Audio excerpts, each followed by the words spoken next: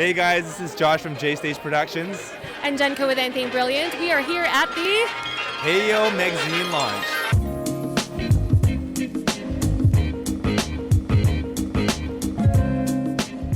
This is Joanna. You are the editor, should we say, of this. Show Founder, us editor, the founder, creator, pretty much everything. Anything to do with this beautiful magazine, which we will show you right now.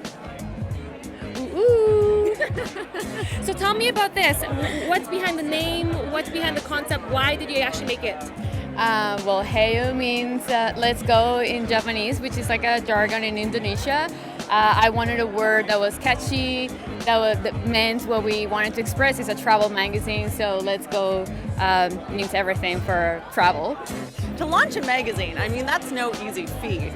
Like, magazines are challenging, so I have so much respect for someone who pursues their passion and to really sticks to what they love, and yeah, it's incredible. When I started the magazine was mainly because me being from Colombia, I know how media makes a lot of stereotypes about places or cities and countries. And when I started the travel magazine, the main idea was to talk about the positive side of countries that usually are mistreated by mainstream media. Quick question, you mentioned that you are one of Joanna's really good friends, so tell me about maybe a little bit of the behind the scenes of this, how she birthed this thing. Well, it's certainly been a labor of love for Joanna. She has a huge passion for travel and a even bigger curiosity for what makes people tick and really getting under cultures and really being with the people in the countries where she travels. So that passion has developed into this beautiful publication, and I've watched her take the online version and continue to curate stories and further her passion, and I'm so proud to see her have this party tonight because it's certainly been a labor of love for her to put it together.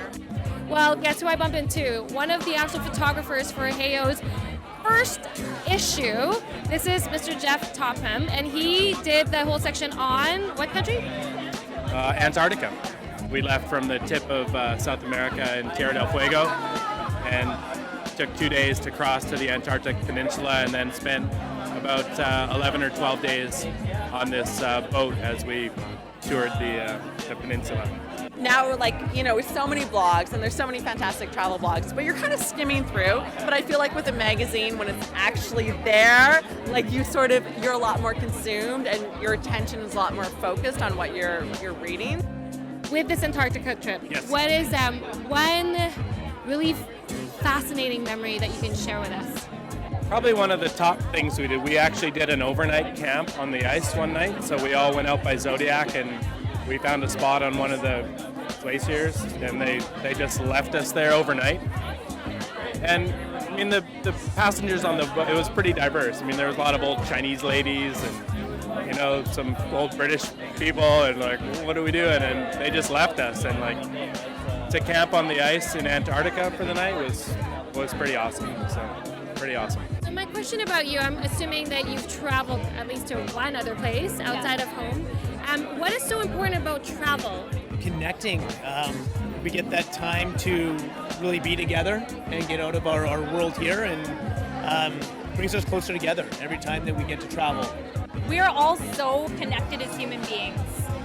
We can get so insular being here, especially in North America, and get really caught up. And there's so much to discover, and there's so much wealth beyond what could ever be experienced from behind a computer screen or behind a TV screen.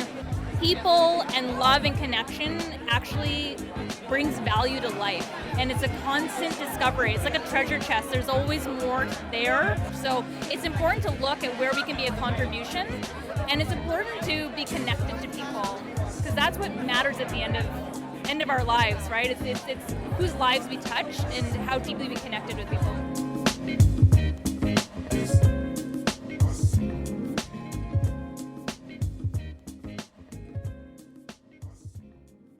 Did you normally just do trips based on someone else's bucket list? One of my bucket lists is to be a photographer in someone's bucket list book. I actually like that. That's quite novel. Yeah. I'm hoping that it will inspire people to say, maybe I won't go to Starbucks for the next... Okay. Magazine they'll be inspired and say, okay. Yeah, just do that. One more time.